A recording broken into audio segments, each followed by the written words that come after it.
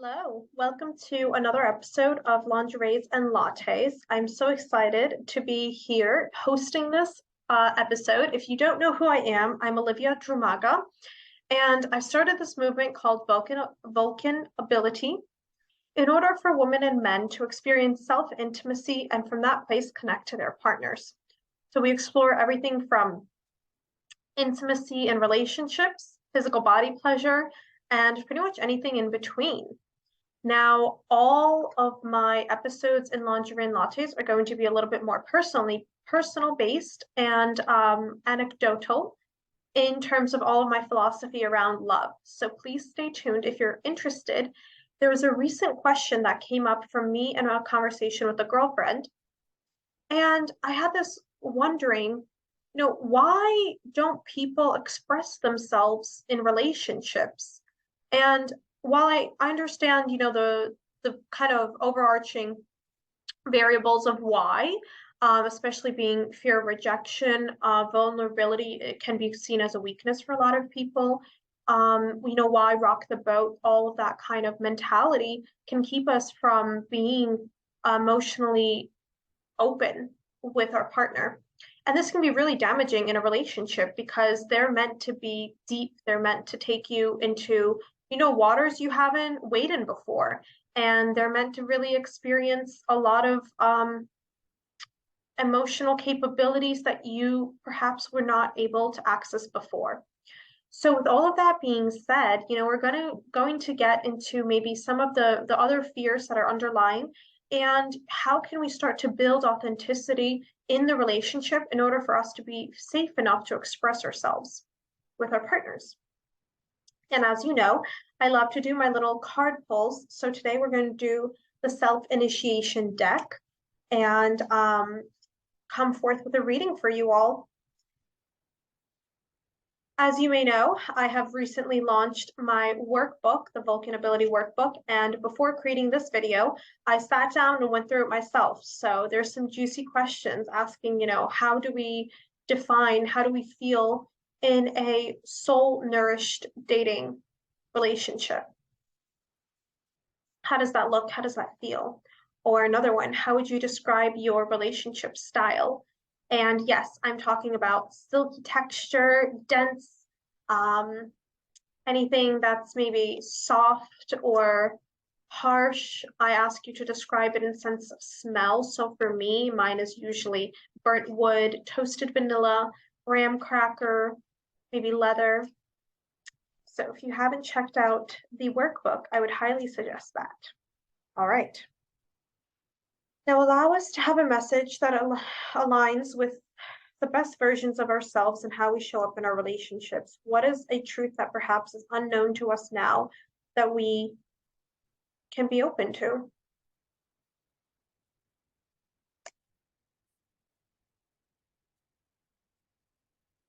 It says, I am devoted to pouring myself forth from a full cup,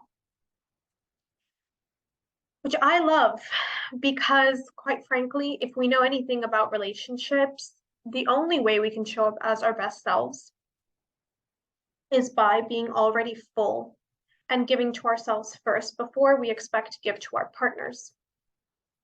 And if we ask ourselves another time this question of why don't people express themselves in relationships, a lot of it has to do with the idea that we're not aware of the influences that perhaps we have right now that are ruling us in our relationships. We might think that we're being extremely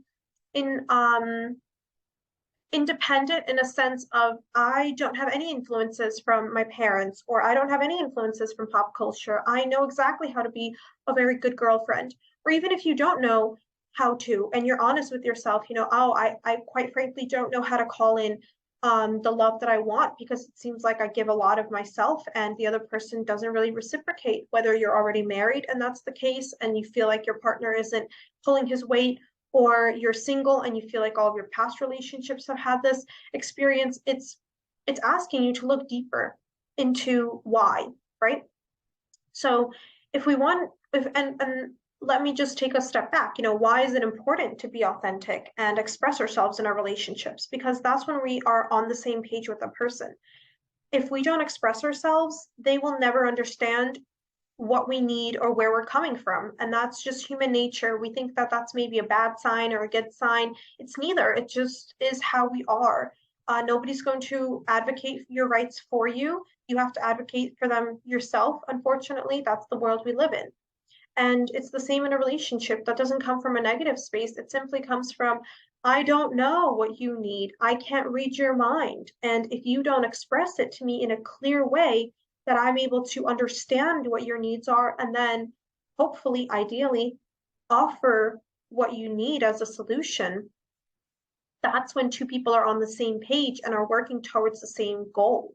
So that's why we want to express ourselves in our relationships. Now, the way we do express ourselves in our relationships is by being vulnerable, which can be extremely scary for some people. Some people think that that's a sign of weakness. Quite on the contrary, if you are vulnerable with your partner, that's a massive sign of strength, of attractiveness to your partner, because it shows that you clearly feel very safe with them. So even though it might be scary for some of us to be vulnerable, it's important for us to build up this muscle. And we can be vulnerable by being authentic. So that's why we want to come back to this question of, how do we increase that authenticity within the relationship? How do we increase the expression of our authenticity to our partners? And we do this by recognizing, what is in me that is perhaps requesting more attention. So as I've mentioned, there's some pattern perhaps, or some sort of reason that you're not really feeling as fulfilled as you think you can be in a relationship. And a lot of the times the arguments that come up between two people, or the reasons that people really are unhappy between two people in a relationship, it's less often specifically related to the two people like themselves together, like specifically something occurring between these two people.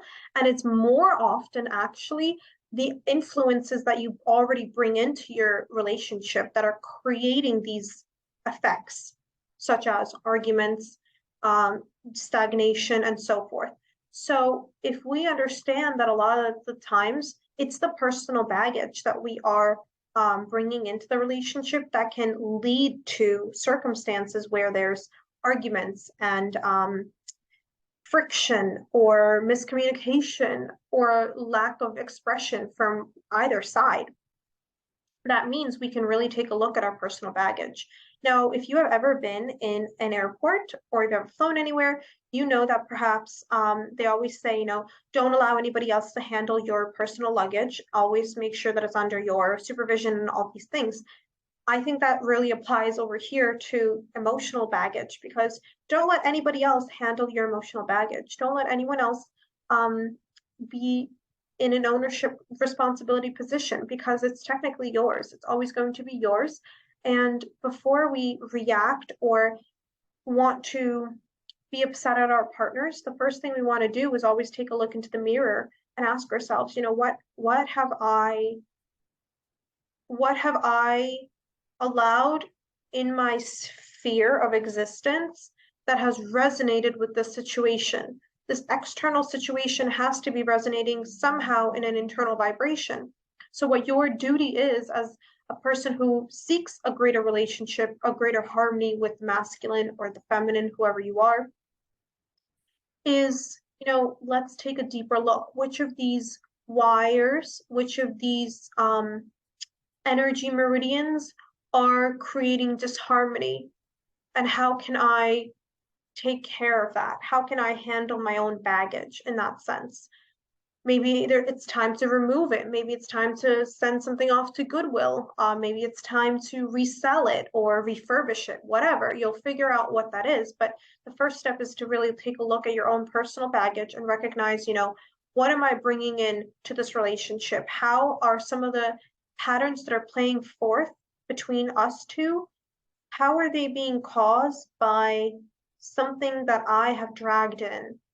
And ideally, your partner should be doing the same kind of work on himself or herself. They really need to look at their own baggage, same as you are, and ask themselves, how am I contributing to this situation?